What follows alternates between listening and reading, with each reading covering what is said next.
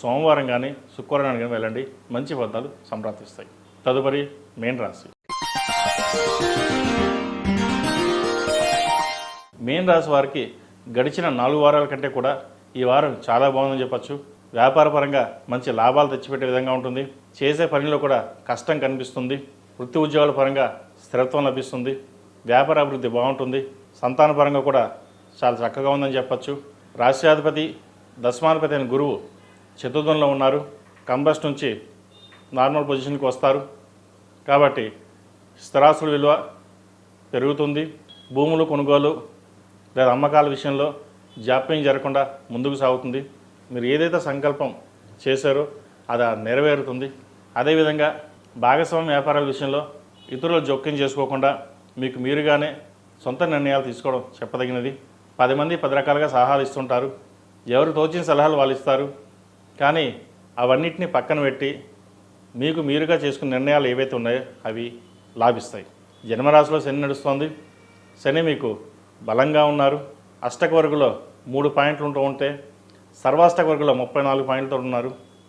కాబట్టి ఏదైనా సరే మీ నిర్ణయానికి ఎవరు ఎదురు చెప్పరు. నడుస్తున్న దశ కూడా అలా చక్కగా ఉంది. సహోదరి మధ్య ఉన్న విభేదాలు ఏవైతే ఉన్నాయో అవి ఈ వారం తొలగిపోతాయి. బంధుమిత్రులతో కలిసి కుటుంబంతో కలిసి దైవ దర్శనాలు విహారయాత్రలు చేస్తారు. కాలం చక్కగా గడుస్తుంది. ఎటువంటి ఇబ్బంది లేని వాతావరణం నెలకొంటుంది.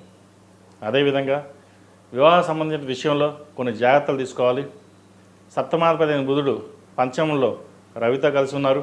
చేదాకా వచ్చిన సంబంధాలు చేజారిపోవడం, లేదా మాకు నచ్చలేదని చెప్పడం, లేదా మనమే రిజెక్ట్ చేయడం, ఇటువంటివి జరుగుతుంటాయి.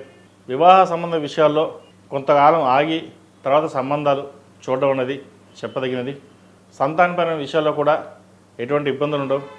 సంతానం కోసం ప్రయత్నం చేస్తున్న వారికి మంచి అవకాశాలు కలిసి వస్తాయి. ఈ రాశిలో జన్మించిన విద్యార్థులకు కాలం అనుకూలంగా ఉంది. కష్టే ఫలినట్టుగా మీ కష్టం తగిన ప్రతిఫలం లభిస్తుంది. విదేశాలకు ప్రయత్నం చేసేవారికి చక్కగా విదేశీ ప్రయత్నాలు చేసుకోవచ్చు. కాలం అనుకూలంగా ఉంది. వీసా విషయంలో, H1B విషయంలో, డాక్యుమెంట్ విషయంలో ఏవైతే ఇబ్బందులు ఉన్నాయో అవి ఈ వారం తొలగిపోయే అవకాశం గోచరిస్తోంది. అదేవిధంగా పై చదువుల కోసం వేరే స్టేట్స్ కావచ్చు లేదా విదేశాలు కావచ్చు మంచి యూనివర్సిటీ సెలెక్ట్ చేసుకోవడంలో మీకు మీరుగానే సాటి ఉంటుంది. మంచి యూనివర్సిటీలో సీట్ లభిస్తుంది. ఎడ్యుకేషన్ పరంగా చాలా అనుకూలంగా ఉంది. స్నేహితుల విషయంలో కూడా మీరు ఆచితూచి వ్యవహరిస్తారు. కష్టపడి చదివించారు తల్లిదండ్రులు, వారికి పేరు ప్రఖ్యాతలు తేవాలి, ఎటువంటి కలంకం తీసుకురాకుండా ఉండాలనే భావంతో ఉంటారు. అదేవిధంగా తల్లిదండ్రులు కూడా మీపై చూపించే ప్రేమ చాలా అరుదుగా ఉంటుంది. వారు మీకు ఏది కావాలంటే అది మీకు సపోర్ట్ చేయడం మీ మెట్టు ఉన్నతికి చేకూరుతుంది. అదేవిధంగా ఈ రాశిలో జన్మించిన స్త్రీలకు వృత్తి ఉద్యోగాల పరంగా, వ్యాపార పరంగా సానుకూలమైన పరిస్థితి గోచరిస్తోంది. వ్యాపార వృద్ధి చక్కగా ఉంటుంది. లాభ నష్టాలని పక్కన పెట్టి ముందుకు వెళ్ళాలని యోచిస్తారు. అయితే వ్యాపారంలో ₹1 వస్తే ₹2 ఇన్వెస్ట్మెంట్ చేస్తారు. పొగడ్తా గొప్ప అని నేను చెప్పలేను, అహంకారం కూడా నేను చెప్పలేను. నాకు నేనుగానే వెళ్ళాలి, నాకు ఎవరి సలహాలు వద్దు, ఒకరి సలహా నేను వినాల్సిన అవసరం ఏంటి, నేను బిజినెస్ చేయలేనా అనే ధోరణి మీకు ఉంటుంది. అది పక్కన పెట్టి వాస్తవ దృక్పథంతో ముందుకు వెళ్ళాలి. వాస్తవాలను గ్రహించాలి. అందరూ మిమ్మల్ని పొగిడి లాభం కోసం ప్రయత్నం చేస్తారు.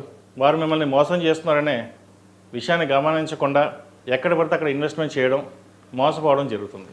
ఇది అందరికీ కాదండి, కొంతమంది మటుకే. ఎందుకంటే మీన రాశి వారికి ఏలినాటి శని నడుస్తుంది. ఏలినాటి శనిలో కొంతమందికి శని రాజయోగాన్ని ఇస్తాడు, కొంతమందికి చాలా ఇబ్బందికరంగా ఉంటుంది. కన్స్ట్రక్షన్ ఫీల్డ్లో ఉన్న వారికి చాలా ఇబ్బందికరంగా ఉంటుంది. వాటి విషయంలో దూరంగా ఉండాలి.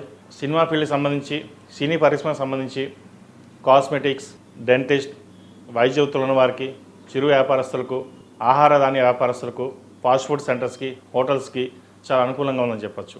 నీళ్ళ వ్యాపారస్తులకు, ఐస్ క్రీమ్ వ్యాపారస్తులకు అంత అనుకూలంగా లేదు. పెట్టుబడి కరిగిపోయే పరిస్థితి కూడా గోచరిస్తోంది. ఎక్కడికి పోతుందో పెట్టుబడి, ఎంత కష్టపడుతున్నాం, రూపాయి సంపాదిస్తున్నాం కానీ ఇంటికి రూపాయి తీసుకెళ్ళలేని పరిస్థితి ఉంటుంది. ఇంత సంపాదించి కూడా ఏమీ తీసుకెళ్ళలేన భావన, బాధ ఎక్కువగా ఉంటుంది. కాబట్టి మీరు కొన్ని కఠినమైన నిర్ణయాలు తీసుకుని అవలంబించినట్లయితే భవిష్యత్తు బాగుంటుంది. లేకపోతే ఇంకా అప్పుల్లో కూరుకుపోయే అవకాశం కూడా గోచరిస్తోంది. జాగ్రత్త వహించండి. ఈ రాశివారు ప్రతిరోజు ప్రతినిత్యం ఓం నమో నారాయణ ఒత్తులతో దీపారాధన చేయండి. చాతుర్మాసం ప్రారంభమైంది. విష్ణుమూర్తిని అన్ని విధాలుగా ఆరాధించడం, అలాగే శ్రావణ మాసం కూడా ప్రారంభం కాబోతోంది. ఈ శ్రావణ మాసంలో ప్రతిరోజు ప్రతినిత్యం లక్ష్మీ తామర ఒత్తులతోటి దీపారాధన చేయండి. ఆరవరి కుంకుమ కావచ్చు, కుబేర కుంకుమ కావచ్చు, మొగులు పువ్వు కుంకుమ కావచ్చు. అమ్మవారిని ఆరాధించండి. ప్రతిరోజు ప్రతినిత్యం లక్ష్మీ అష్టోత్తరం పఠించడం చెప్పదగిన సూచన. ఈ రాశిలో జన్మించిన వారికి కలిసి వచ్చే సంఖ్య 1, కలిసి వచ్చే రంగు స్కై బ్లూ. ఏదైనా పని మీద బయటికి వెళ్ళేటప్పుడు బుధవారం కానీ శుక్రవారం నాడు కానీ వెళ్ళండి, మంచి ఫలితాలు సంప్రాప్తిస్తాయి. మేషం నుండి మీనం వరకు ఉన్నటువంటి రాశి ఫలితాలు నా పరిజ్ఞానం సంకరించే మేరకు ఈ వారం రాశి ఫలితాన్ని తెలియజేశాను. సర్వే జన సుఖినో భవంతు, లోక సమస్త సుఖినో భవంతు.